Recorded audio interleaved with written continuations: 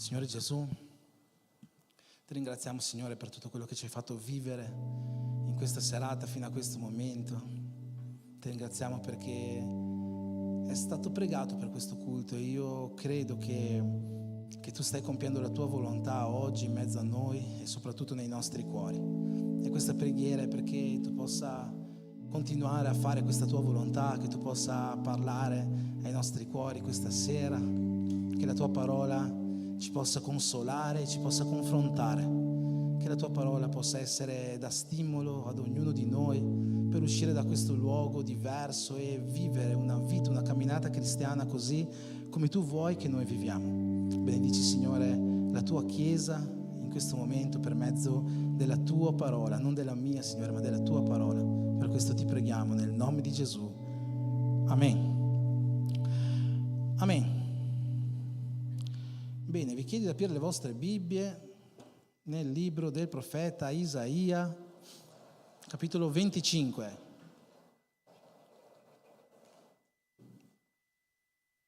Questa settimana abbiamo di nuovo il proiettore funzionante.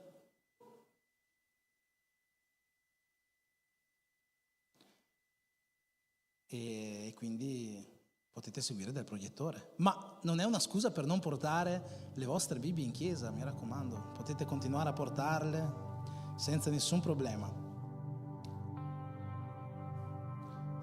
Allora, Isaia capitolo 25 versetto 6 dice così: il Signore degli eserciti preparerà per tutti i popoli su questo monte un convito sarebbe un banchetto, un convito di cibi succulenti, un convito di vini vecchi, di cibi pieni di midollo, di vini vecchi raffinati, fino a qua.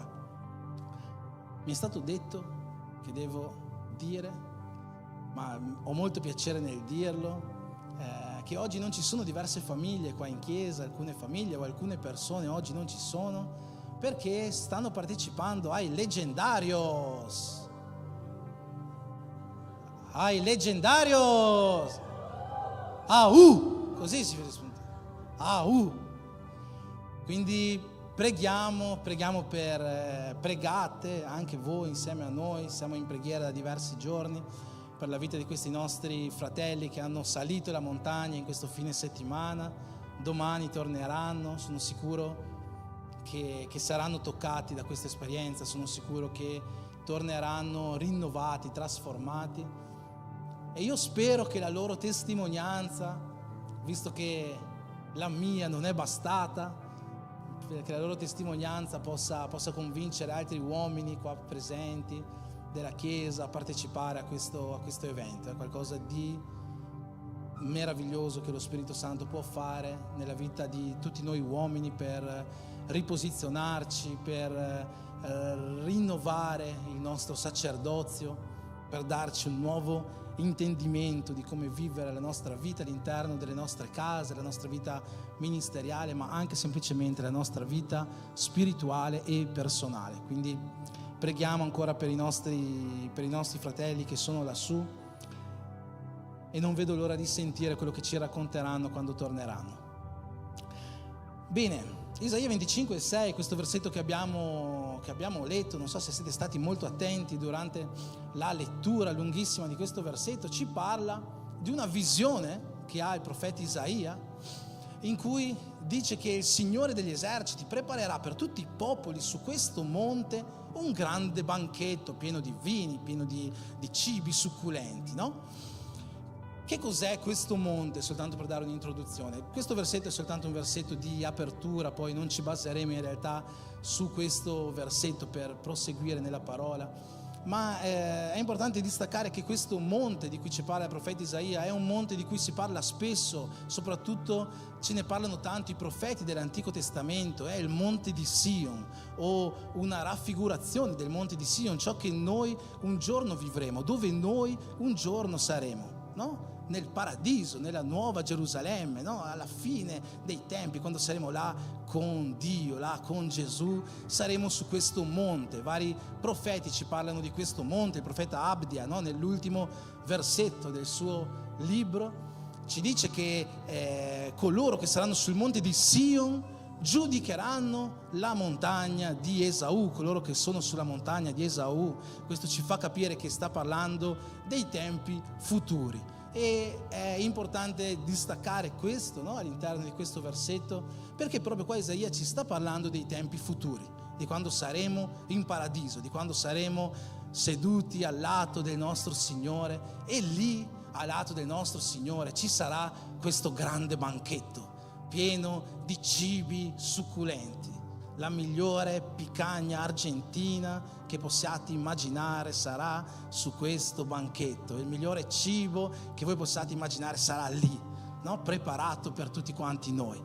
E quando si parla di banchetto, solitamente, come in questo caso, si parla di qualcosa di gioioso. Perché si fa un banchetto? Per una festa, per un momento bello, per un momento gioioso veramente. Oggi è il compleanno di mio figlio Benjamin, e noi solitamente sabato abbiamo una giornata un po' difficile, no? Perché ovviamente c'è il culto la sera, quindi siamo sempre molto presi. Io porto l'Andrea, la porto in chiesa prima di pranzo molto spesso per preparare tutte le cose. Lei ha le prove, io torno a casa con i bambini, e solitamente il momento del pranzo non è un granché. Io non mangio di solito perché quando devo predicare ho lo stomaco chiuso, la mia moglie non è a casa, e per i bambini diciamo che l'air fry si è rivelata una grande tecnologia per il sabato, perché gli faccio qualcosa di molto veloce lì dentro. Ma oggi, che è il suo compleanno, abbiamo fatto un banchetto. Abbiamo fatto il pollo, la maionese, le patatine fritte, la refrigerante, no? Tutte queste cose qua. Perché? Perché quando c'è una festa si fa un banchetto. Vi ricordate la storia, la parabola del figlio il prodigo, no? Alla fine della parabola il figlio torna dal suo papà, e il papà cosa dice? Ammazzate il vitello grasso, faremo un grande banchetto, una grande festa.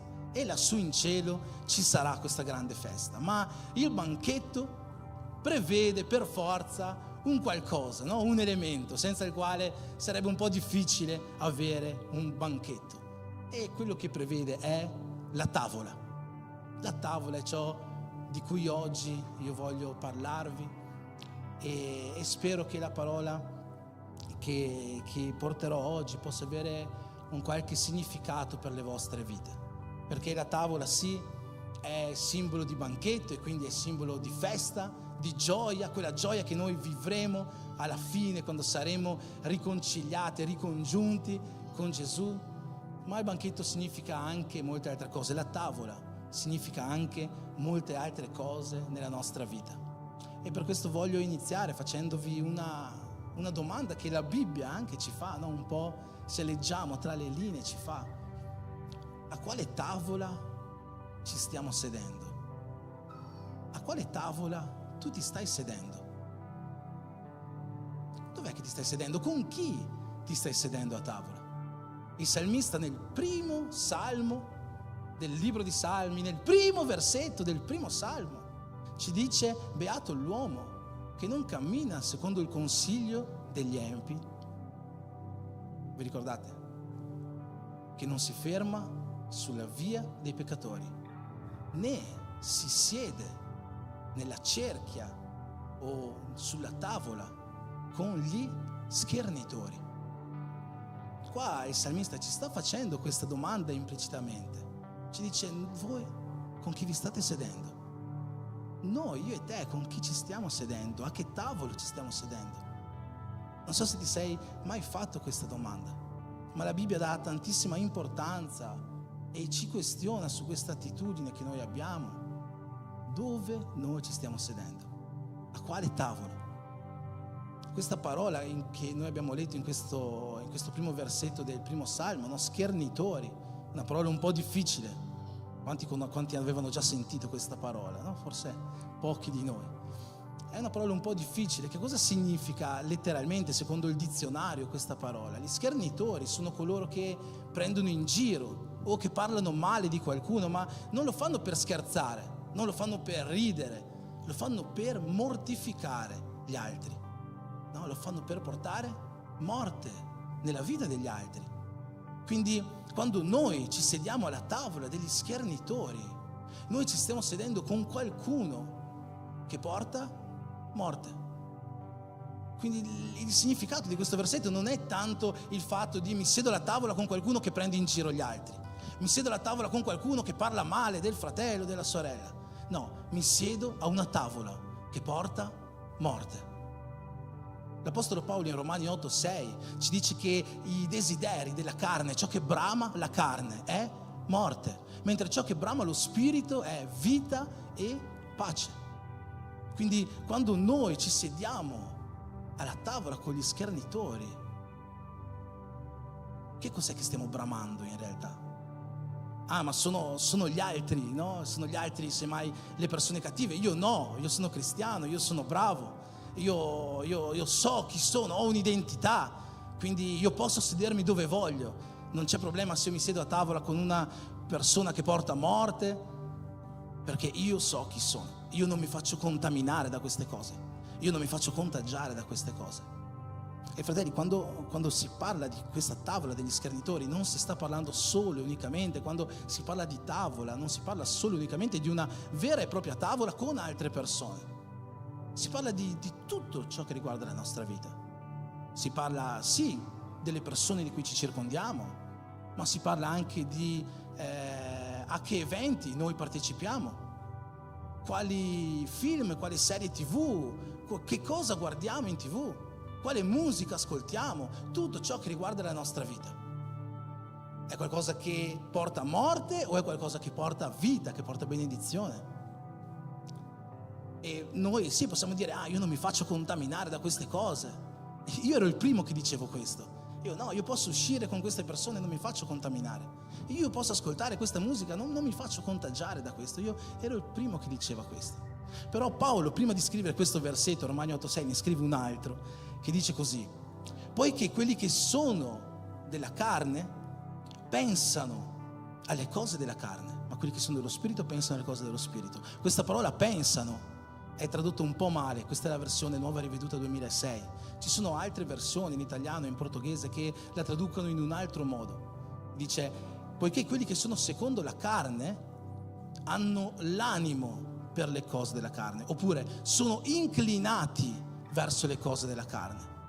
È già diverso, no? Non è soltanto pensano, io penso ma mi sta lontano. No, sono inclinato verso le cose della carne. Io non voglio né offendere qualcuno, ci mancherebbe altro, né giudicare, però quello che questo versetto ci fa capire è che se noi ci circondiamo di determinate persone, che se noi facciamo determinate cose, ascoltiamo un certo tipo di musica, guardiamo, ci facciamo entrare nella testa determinate cose, è perché in realtà sotto sotto noi siamo già contaminati da queste cose. Non serve dire queste cose non mi contaminano. Se io guardo queste serie TV che parlano di questo non mi contaminerà. Se la guardi, probabilmente sei già contaminato.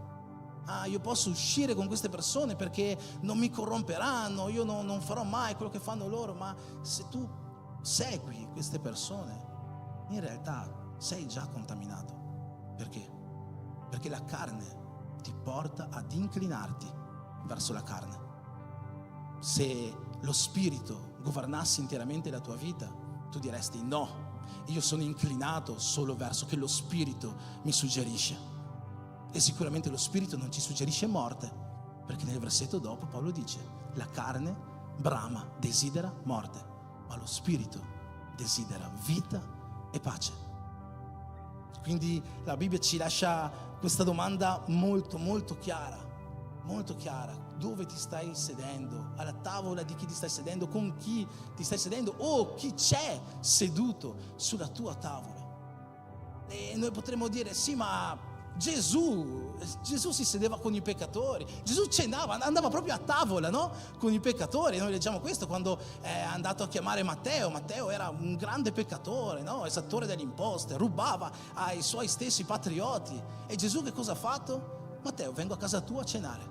E è andato lì a cenare, c'erano prostitute, e c'erano esattori, e c'erano pagani, c'era un sacco di gente, no? Un sacco di peccatori.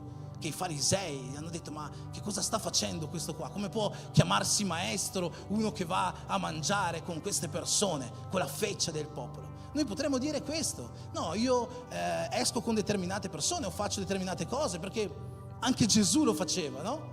Quindi perché io non dovrei farlo? Ho visto, mi veniva sempre una storia su Instagram, un Reels, no? Diversi mesi fa, probabilmente l'avrete già visto, di una signora, no? Evangelica, non so chi sia sinceramente, a cui veniva chiesto perché se Gesù beveva vino io non posso bere, no? E questa signora rispondeva: prima risuscita un morto e dopo bevi, no?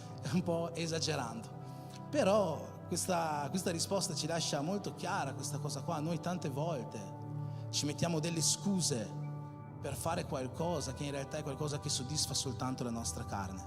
No, sì, posso perché Gesù lo faceva, ma tu perché lo stai facendo? Gesù non lo faceva per soddisfare la sua carne, Gesù lo faceva per convertire persone.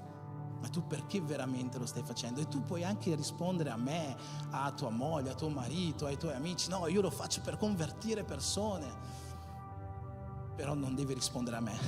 In realtà è un po' questa la storia, no? L'unico a cui dobbiamo dare testimonianza, l'unico a cui dobbiamo rispondere è il nostro Signore Gesù. E la Bibbia ci lascia molto chiaro che Lui conosce ogni cosa di noi. Lui conosce i nostri pensieri, Lui conosce i nostri desideri, Lui conosce le nostre intenzioni, i nostri propositi, e quindi non c'è modo di imbrogliare Lui.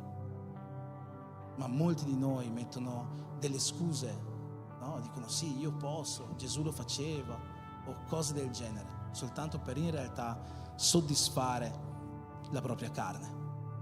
E come c'è scritto qua dietro di me, che come sempre viene spoilerato, ciò di cui noi abbiamo bisogno oggi, se stiamo vivendo in un tavolo che non è il tavolo sul quale noi dovremo vivere, non è il tavolo al quale Gesù ci vuole vedere seduti, ciò di cui noi abbiamo bisogno è un cambio di questa tavola. Come ho detto, io ero uno dei primi che un tempo diceva: sì, io posso andare in giro con queste persone, non mi contamineranno, non mi contageranno, non mi influenzeranno, io posso ascoltare questa musica, io posso vedere questi film, niente di questo mi contagierà.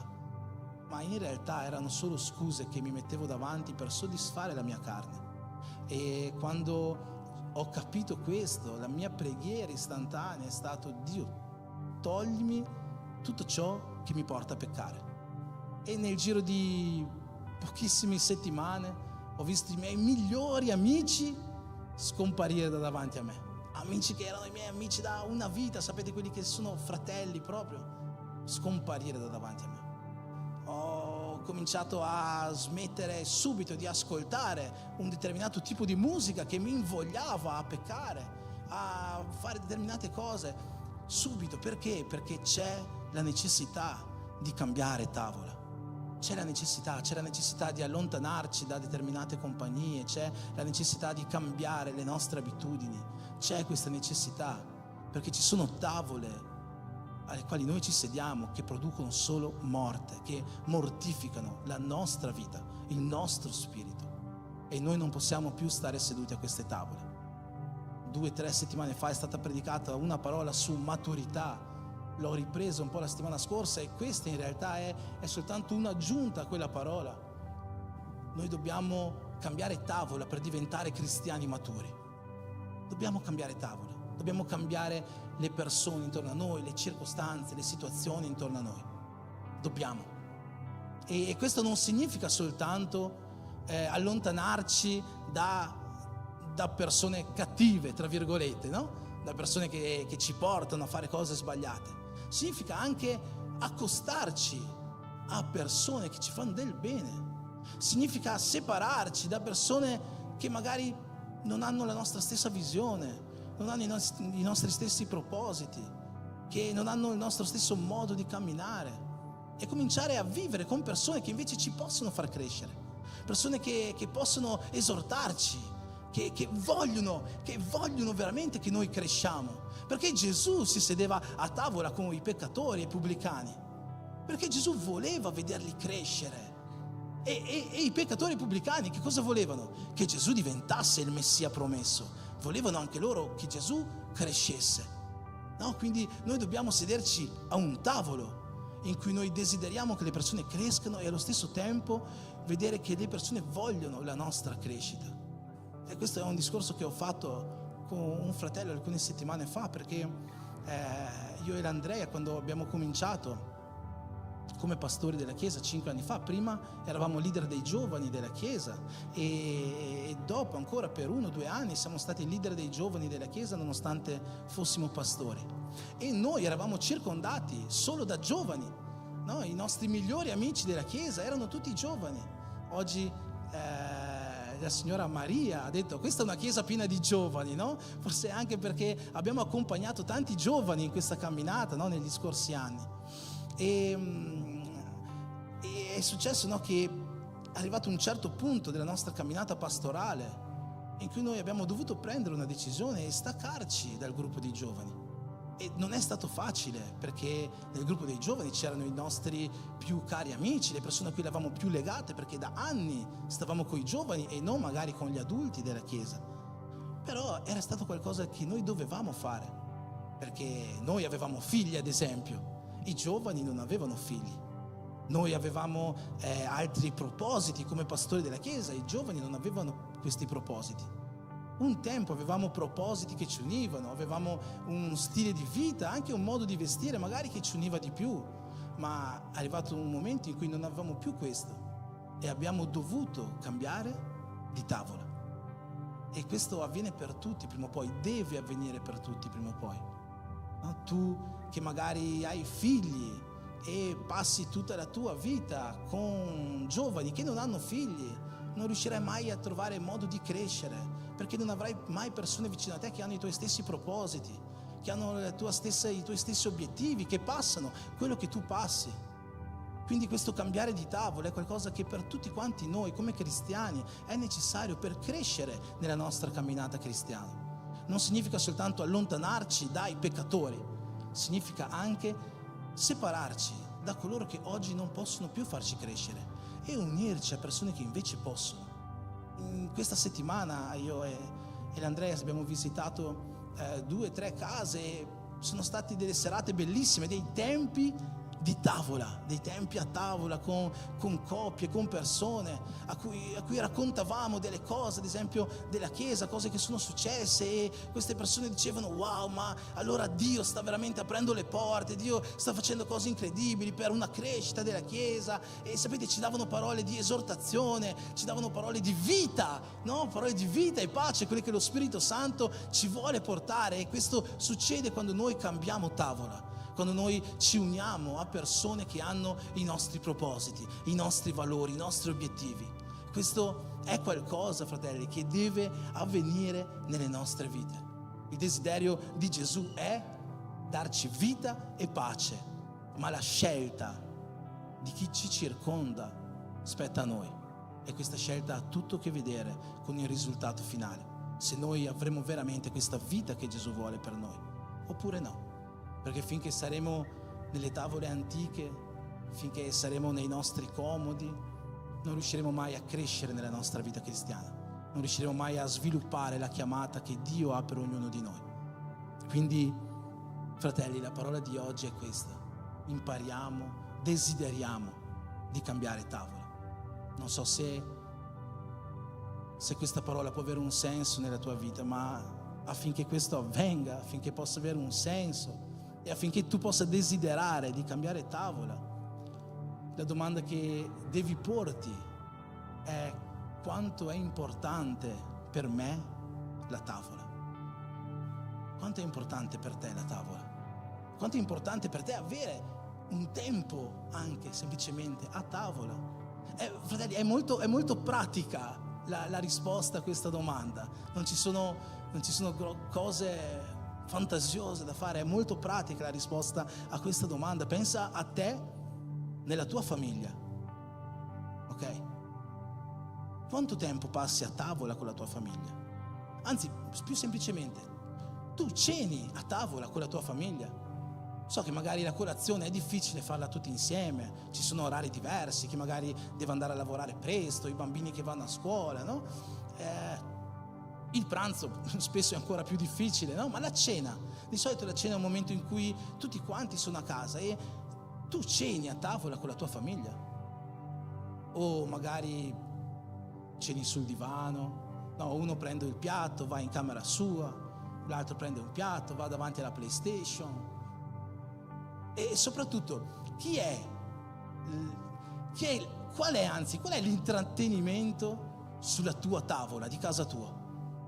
L'intrattenimento sono discorsi che magari voi fate con i vostri figli o con i vostri genitori, con i vostri fratelli, con i vostri amici. O l'intrattenimento a tavola è la TV, il programma, il telequiz su Rai 1 o Netflix. O l'intrattenimento è Instagram. No? Perché oggi tante famiglie a tavola, a cena, magari sono a cena con la famiglia, ma col telefono in mano. Noi abbiamo una regola messa a casa ormai, che quando siamo a tavola il telefono non sta sulla tavola, il telefono sta sul mobile dietro, non può stare sulla tavola. E sapete, sembra una sciocchezza, no? Perché mi fai queste domande qua? Cosa c'entra se guardo la TV finché ceno? Cosa c'entra se sto sul cellulare finché ceno invece di parlare con la mia famiglia? Ma sapete, tutto questo ha una enorme ripercussione sulla vita delle nostre famiglie. Sembra una sciocchezza, ma ciò che succede sulla tavola della cena è il riflesso molto spesso di com'è la situazione della nostra famiglia. E io ho vissuto questo personalmente nella mia infanzia, perché a casa mia, con i miei genitori, con i miei fratelli, no? Prima ovviamente di essere sposato, non esisteva un tempo a tavola. Il tempo a tavola si aveva a Natale, a Pasqua, no? In queste cene grandi con tutta la famiglia, queste cene di 5 ore come fanno gli italiani di solito, ma la cena normale ognuno la faceva dove voleva. Uno sul tavolo, uno sul divano guardando la TV, uno andava in un'altra stanza addirittura al computer o chissà fare cosa. Non esisteva un tempo di tavola nella mia famiglia, e questo ha portato successivamente alla distruzione della mia famiglia. I miei genitori hanno divorziato, eccetera eccetera. Il modo in cui noi viviamo il tempo di tavola nelle nostre case riflette molto spesso la situazione della nostra famiglia. Per questo io ti chiedo, qual è l'importanza che ha la tavola nella tua vita? Qual è l'importanza che ha il tempo a tavola con la tua famiglia nella tua vita? Guarda, se la predicazione di oggi non parlasse niente con te, proprio non c'entrasse niente con quello che può interessare a te, la tua vita, ma soltanto questa parola potesse toccarti, e a partire da oggi forse tu a tavola guardi la TV durante la cena o sei al telefono, oppure la tua famiglia è divisa durante la cena, se soltanto questo piccolo consiglio potesse toccarti, già sarebbe una grande vittoria per una famiglia riscattata, per una famiglia più sana, una famiglia che veramente vive ciò che Gesù vuole per noi, una famiglia unita. Io non so com'è che voi vivete il vostro tempo a tavola, ma impariamo a vivere un tempo veramente di tavola, non solo a tavola, un tempo di tavola, un tempo di conversazione, un tempo in cui allacciamo relazionamenti. Perché quanti di voi hanno figli qua? Figli? Alzi la mano chi ha figli. Ci sono abbastanza genitori. Vi rendete conto che i vostri figli passano molto più tempo a scuola che con voi? Durante la giornata, penso che se facciate i conti sicuramente li avrete già fatti. I vostri figli passano molto più tempo con altre persone che con voi. Gli insegnanti dei vostri genitori sono quasi dei genitori per loro, perché passano 8 ore al giorno con il loro insegnante spesso, e con i genitori ne passano quanti? 2 ore, 3 ore, 4 ore, non di più di questo.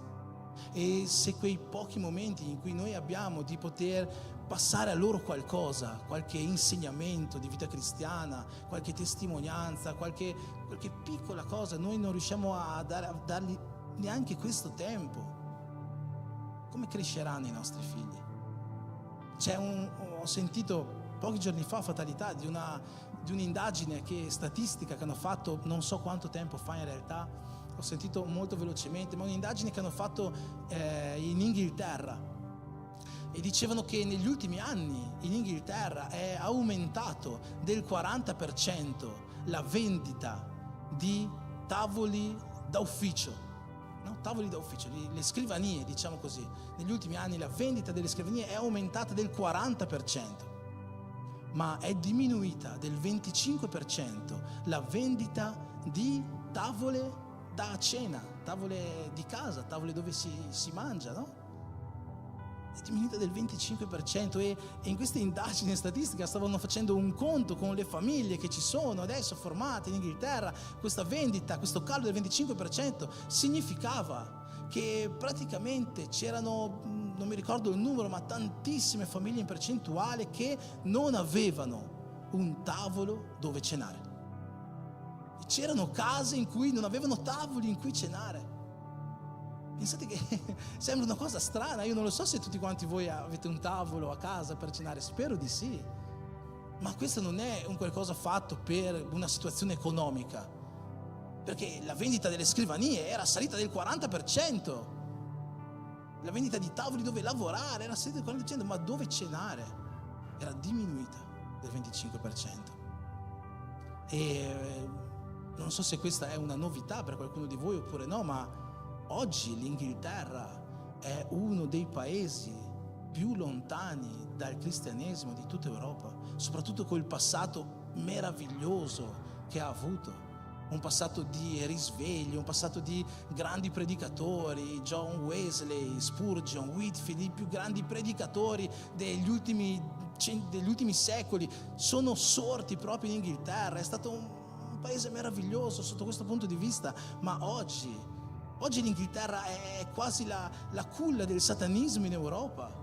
Oggi l'Inghilterra è stato, se non sbaglio, ma è stato il primo paese in cui è stato legalizzato il matrimonio tra omosessuali in Europa, dico. Quindi è veramente un paese che ha perso e si è allontanato tantissimo dai valori della famiglia cristiana, dai valori di una famiglia salutare, sana. E questo dato di questo calo di tavoli nelle case è sicuramente un dato che ha tutto a che vedere con questo cambio di mentalità, di valori che ha avuto l'Inghilterra. Quindi questo è un consiglio per ogni famiglia di questa chiesa oggi: date valore, valorizzate questo tempo a tavola. Per quanto poco che possa essere, spegnete i telefoni, spegnete la TV, guardate la TV quando i bambini vanno a dormire, fate dell'altro se proprio la volete guardare.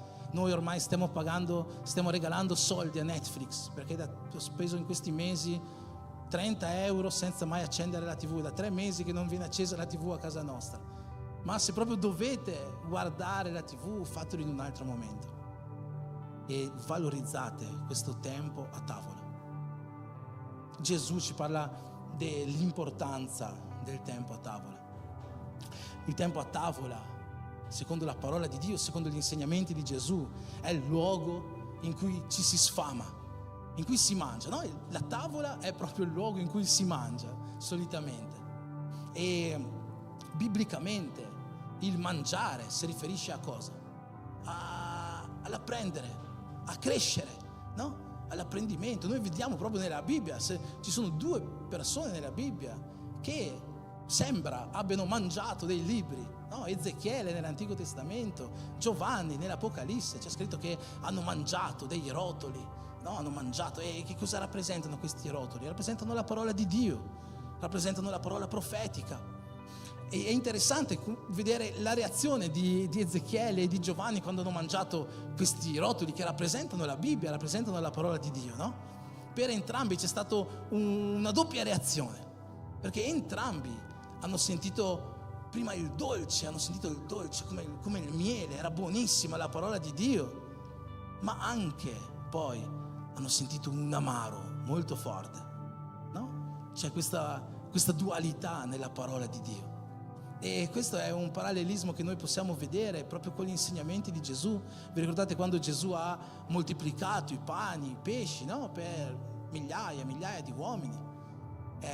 Dopo di questo Gesù è andato via, queste persone che ha sfamato lo hanno cercato e Gesù ha fatto un sermone a loro dicendo dovete sempre mangiare di questo pane che io vi do e io sono il vero pane, chi verrà a me non avrà più fame, chi verrà a me non avrà più sete. E tutto il popolo, sì, vogliamo sempre questo pane, daccene di più, no? La parola si è rivelata dolce a questo popolo. Ma poi Gesù cosa ha detto? Va bene, se volete questo pane, quello che dovete mangiare è la mia carne, quello che dovete bere è il mio sangue.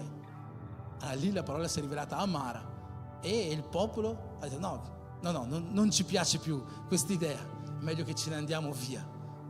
La parola di Dio fa questo. La parola di Dio è una parola che ci dà piacere, che ci dà gioia, che ci consola, che è dolce come il miele, ma è una parola che anche ci confronta, è una spada che ci penetra. Questa è la dualità della parola di Dio. E dopo questo episodio in cui questi discepoli hanno abbandonato Gesù perché era troppo duro il parlare di Gesù, Gesù chiama gli apostoli, gli dice ma voi non ve ne andate via? Perché non seguite anche loro? E Pietro, no, si alza e dice ma dove vuoi che andremo noi? Soltanto tu, Gesù, hai parole di vita eterna. E che praticamente Pietro gli sta dicendo soltanto la tua parola, per quanto possa confrontarci, anzi proprio perché ci confronta, può darci insegnamenti che ci porteranno a vivere la vita eterna. Il tempo a tavola, il tempo in cui si mangia, no? Non si mangia soltanto il cibo materiale, ma è il tempo in cui mangiare anche il cibo spirituale, è il tempo dell'apprendimento. Per questo valorizzate il tempo a tavola, perché come ho detto prima, i vostri figli ad esempio, o le persone che si siedono a tavola con voi, i vostri amici a volte, sono persone che voi magari vedrete per una volta alla settimana, o li vedrete una volta e poi non li vedrete mai più, persone con cui vi sedete raramente a tavola. E questi momenti a tavola sono momenti di insegnamento. Sono momenti in cui potrete lanciare quel seme, sono momenti in cui potrete portare una parola di consolazione o una parola di confronto. I momenti a tavola sono importanti, valorizziamo i momenti a tavola, perché il momento a tavola è il momento in cui si mangia, è il momento dell'apprendimento e per questo è importante anche per noi cambiare tavola e andare a sederci con persone che possono fare questo nelle nostre vite, non solo persone che passano la mano sulla nostra testa e dicono come sei bravo, come sei bello, come sei gentile, no? Ce la farai. No, persone anche che ti dicono guarda che c'è qualcosa da cambiare, persone che ti confrontano, persone che ti insegnano, persone che ti edificano, che ti fanno veramente crescere. Per questo c'è la necessità di cambiare tavola. Il tempo a tavola, secondo la parola di Dio, secondo Gesù, è un tempo di comunione. È a tavola che viviamo la migliore comunione che possiamo vivere, no?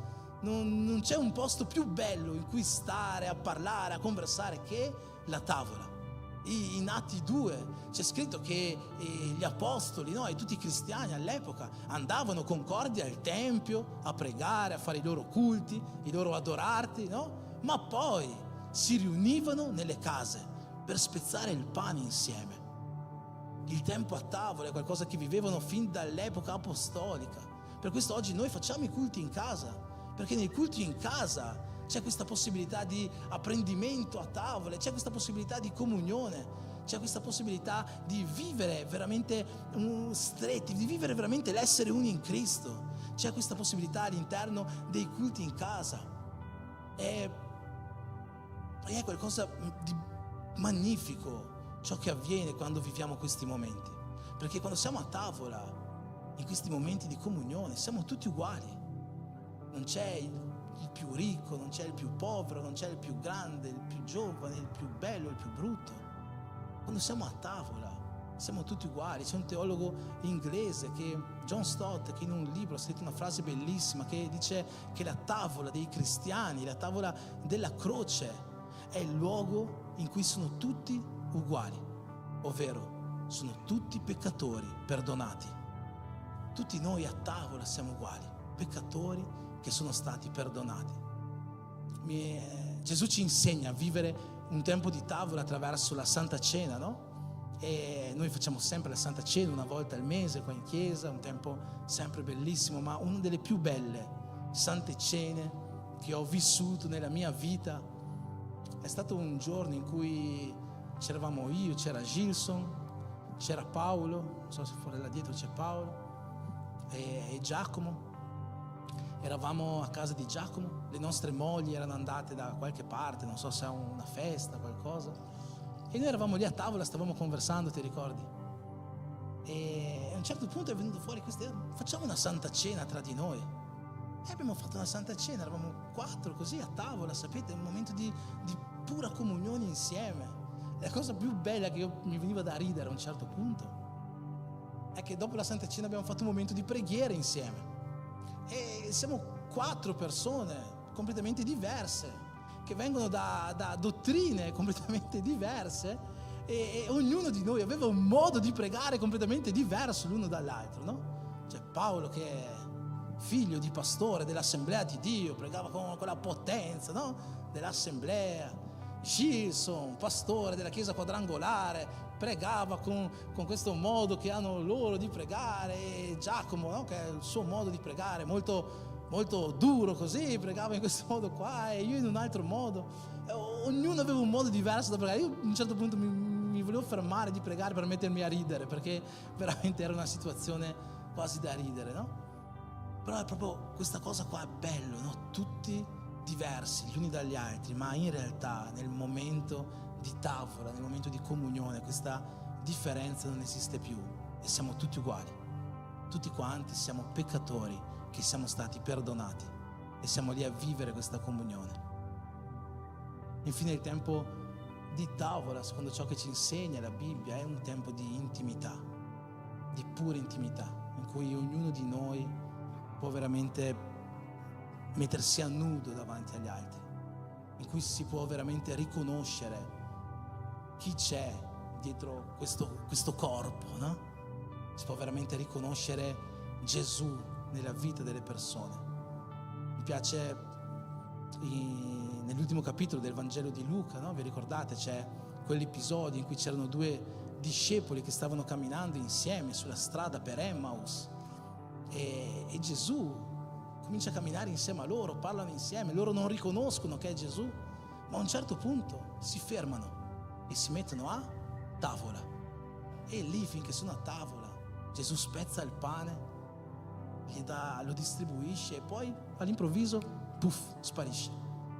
E questi 2 discepoli, lì in quel momento, a tavola, riconoscono che Lui era Gesù.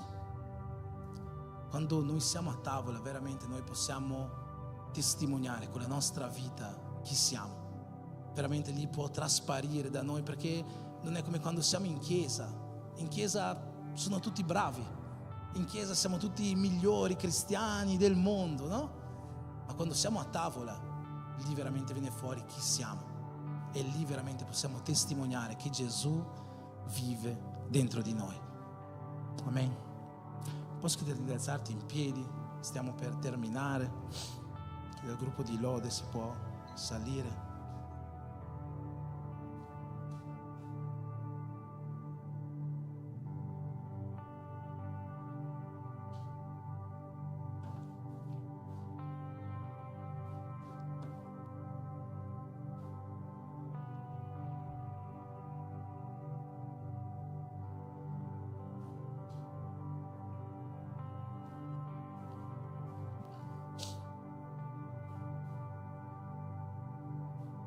Non fatevi distrarre dai musicisti che si preparano. Ascoltatemi ancora 2 minuti, dopo mi fermo.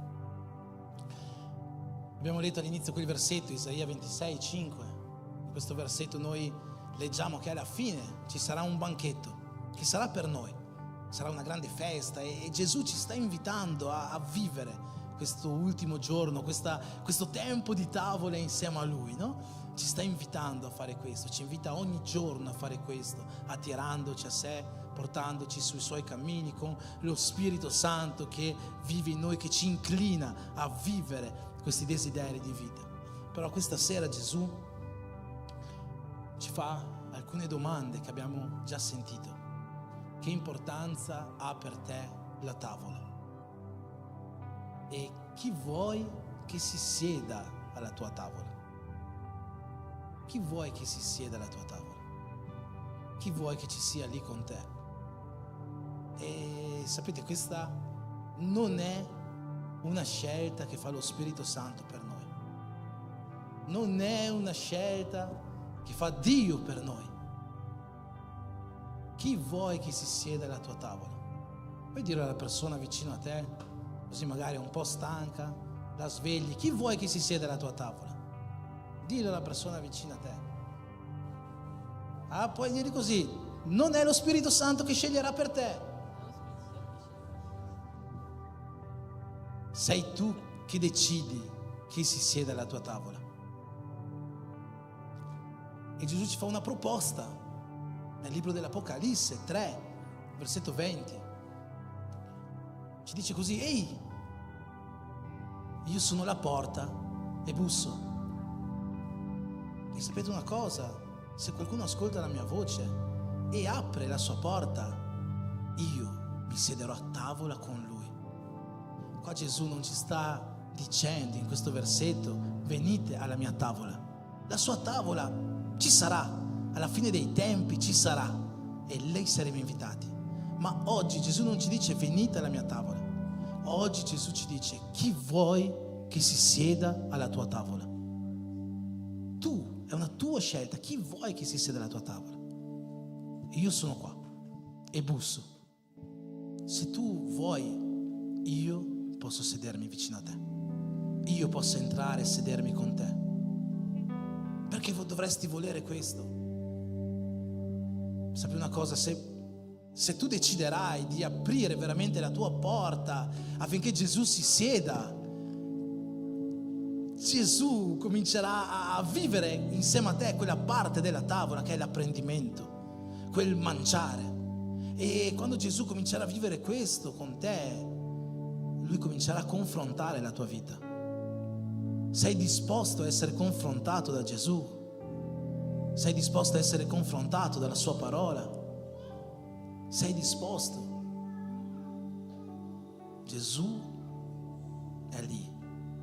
E se tu apri, perché tu vuoi, Gesù si siederà e sappi che Lui ti confronterà, perché la tavola è un luogo di apprendimento. E sappi un'altra cosa: se tu apri e dirai sì Gesù, vieni a sederti qua alla mia tavola, Lui desidererà avere comunione con te, perché la tavola è un luogo di comunione. E quindi se Lui desidererà avere comunione, significa che tu dovrai fare la tua parte, perché la comunione non si ha uno parla e basta, no, la comunione si ha in due. E se tu vorrai avere questo tempo di comunione, tu dovrai cominciare a desiderare di avere un tempo con Gesù, a desiderare di avere un tempo di preghiera con Lui, un tempo di parola, perché la comunione è anche questo: conoscenza reciproca, un tempo di consacrazione a Lui, momenti di adorazione. E infine, e quella che forse è un po' più difficile, se tu aprirai la porta e dirai sì Gesù, vieni, voglio che ti siedi alla mia tavola, tu dovrai essere disposto ad avere un tempo di intimità con Gesù, perché l'intimità fa parte della tavola. Abbiamo detto che l'intimità è il luogo in cui veramente noi dimostriamo chi siamo. E quando Gesù si siederà a questa tavola con te, Lui lì riuscirà a capire chi c'è dietro questa pelle, chi c'è dietro questa faccia, chi c'è dietro questo corpo. Lui riuscirà veramente a investigare chi tu sei. Quanti sono disposti a lasciarsi investigare da Gesù? Quanti sono disposti a mostrare chi veramente abita qua? Fratelli, è un tempo di crescita per la nostra Chiesa, ma un tempo di crescita necessita di un cambio di tavola, necessita di una maturazione. E questo è da parte di ognuno di noi, di ogni famiglia qua presente, qua rappresentata. Se noi vogliamo vivere questa crescita, questa maturazione, dobbiamo imparare ad abbandonare cose del passato e cominciare a proiettarci verso ciò che Dio ha preparato davanti a noi. Nuovi tavoli, nuove persone, nuovi propositi, nuovi obiettivi, una vita nuova che Lui ha pianificato già davanti a noi, affinché noi possiamo crescere nella nostra vita familiare, possiamo crescere nel nostro sacerdozio, possiamo crescere nella nostra chiamata che è su ognuno di noi. Se noi vogliamo vivere questo, dobbiamo essere disposti ad abbandonare ciò che ci impedisce di viverlo, queste tavole a cui eravamo legati in passato. E Gesù ha già preparato, c'è scritto nella Bibbia, Lui ha già preparato buone opere davanti a noi, le ha già preparate.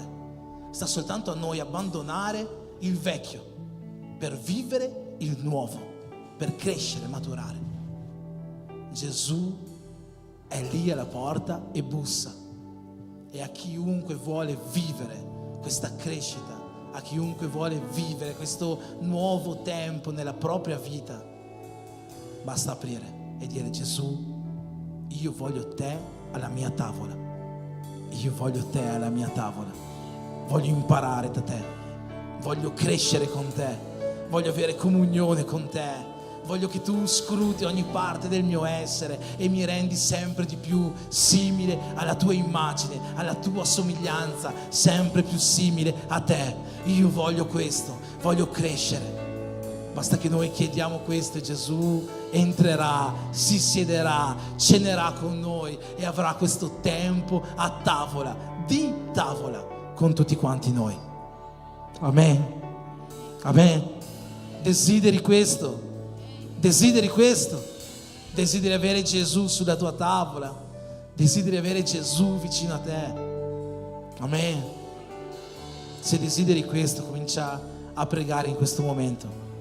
Comincia a pregare, comincia a chiedere allo Spirito Santo che Lui possa cominciare a muovere tutto ciò che c'è da muovere sulla tua vita, affinché le cose passate possano rimanere indietro e Lui possa proiettarti verso il futuro che ha con te, verso il futuro che ha per te.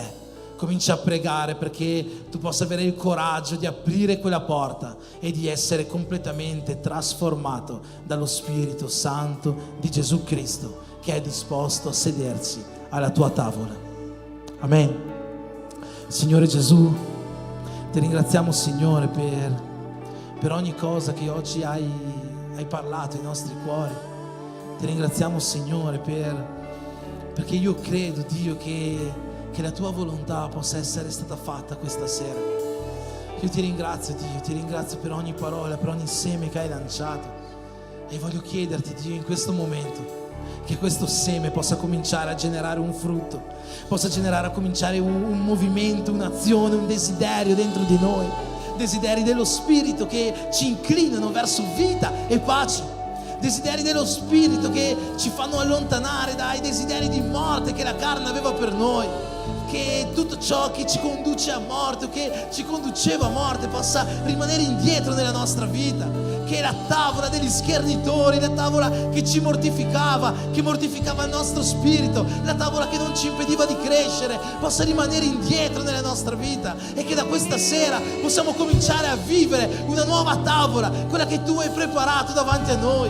Ti chiedo, Signore, che questa tavola possa prendere vita, che questo desiderio di vivere il tuo nuovo possa essere forte nei nostri cuori. Ti chiedo, Signore, che ognuno di noi, che ogni famiglia qua presente, qua rappresentata, possa cominciare a desiderare di avere un vero tempo a tavola nelle proprie case, un vero tempo di comunione, un vero tempo di insegnamento, di apprendimento, un vero tempo di testimoniare chi noi siamo, tuoi figli, tuoi discepoli, tuoi servi, affinché per mezzo della nostra nudità possa essere manifestata la tua gloria sulle nostre case. Nel nome di Gesù, Signore, io ti chiedo che questa sera molti qua possano cominciare a desiderare di aprire la propria porta a te. Oh Signore, io so che molti sono già stati salvati, so che già la porta della salvezza è stata aperta, ma esiste quella porta che tu vuoi aprire per sederti a tavola per noi. a tavola con noi, in cui, Signore, ci vuoi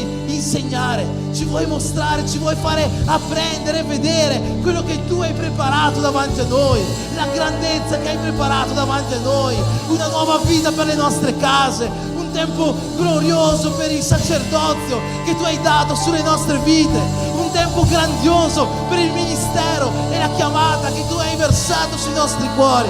Io chiedo, Signore, che a partire da questa sera ogni persona qua presente possa cominciare a prendere la responsabilità dello Spirito Santo che Tu hai messo dentro di noi e far sì che per mezzo di questo Spirito questa città, questa nazione possa essere interamente conquistata da Te, perché ci sarà un nuovo tavolo al quale ci sediamo, un tavolo che ci esorterà, ci spingerà attraverso il confronto, attraverso la prova, attraverso la difficoltà, attraverso l'apprendimento, attraverso la comunione con Te, attraverso tutte queste cose ci spingerà a vivere una nuova stagione della nostra vita, a vivere un tempo di potenza, a vivere un tempo di spirito, di ricchezza, di doni spirituali, di doni ministeriali, un nuovo tempo non solo per questa chiesa ma per la vita di ogni persona qua presente, affinché il Tuo regno possa essere ingrandito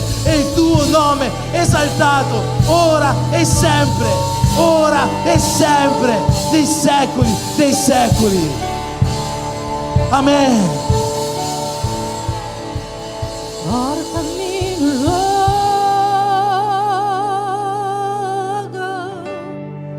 dove solo io e Te ci godiamo il momento. Ti amo, papà.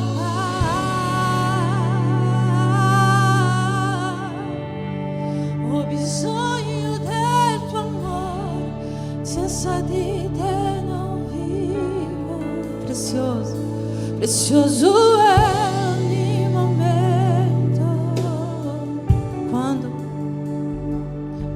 mi incontri fai di me un altare. Voglio andare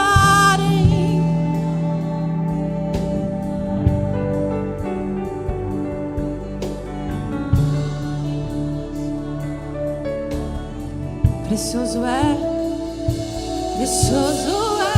ogni momento. Quando mi incontri fai di me un altare. Voglio andare in profondità. Prendimi per mano, non lasciare andare via. Portami in un luogo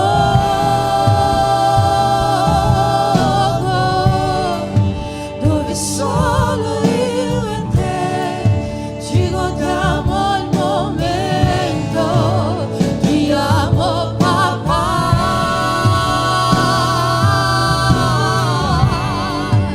Ho bisogno del Tuo amore, senza di Te non vivo. Portami in un luogo dove solo io e Te ci godiamo il momento. Ti amo,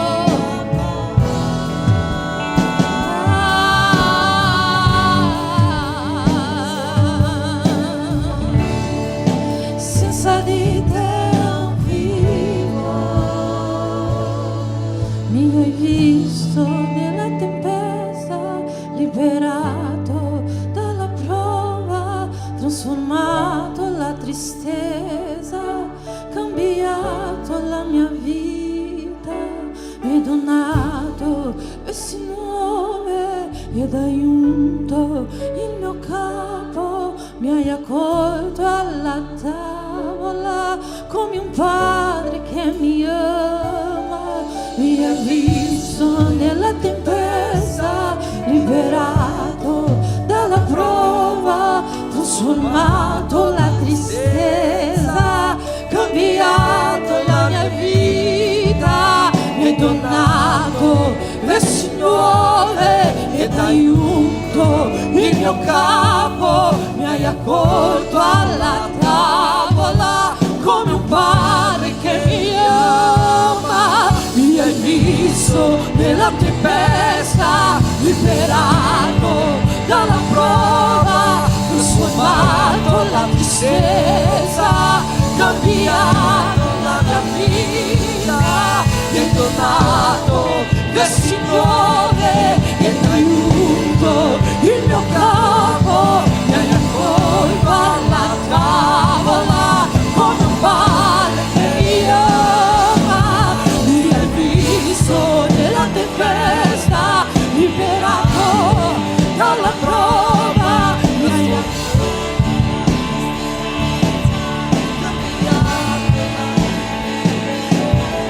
donato vesti nuove ed aiuto il mio capo, mi hai accolto alla tavola come un padre che mi ama.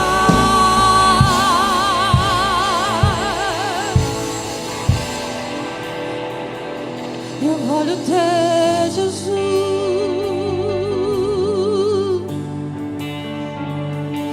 Io voglio te, Gesù. Io voglio te, Gesù. Solo te. Perdonami se ti ho tradito, se ti ho cambiato per i miei desideri. Perdonami, Gesù. Io voglio te, solo la tua presenza, solo la tua presenza. Io voglio te, solo te, solo te, sempre più di te. Io voglio te, solo te, solo te.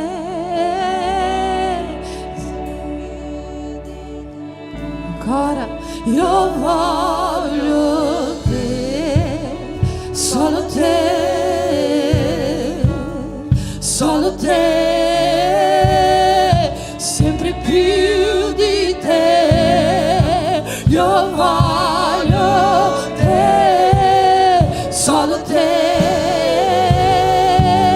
solo te, sempre più di te. Io voglio te, solo te, solo te, sempre più di te. Io voglio te, solo te, solo te, sempre. Io voglio te, solo te, solo te, sempre più di te. Io voglio solo te, solo te, sempre più di te.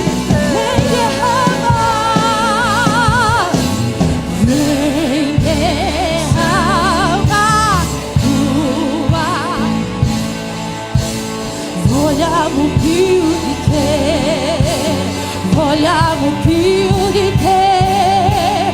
Vieni, scendi la tua gloria. Vogliamo più di te, vogliamo più. Tu puoi dichiarare questo, Gesù? Vieni, scendi la tua gloria. Vogliamo più di te. Vieni, scendi la tua gloria. Vogliamo più di te. Vogliamo più. Una cosa voglio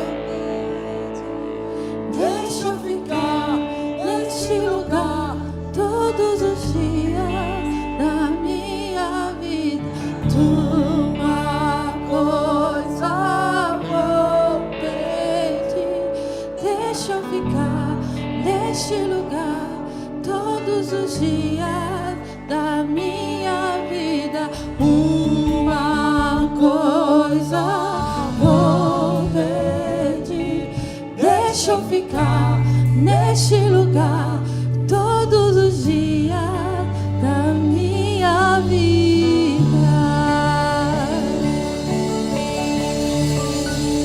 Nós te adoramos, Jesus, pela tua presença, Jesus. Sobre tu, Jesus.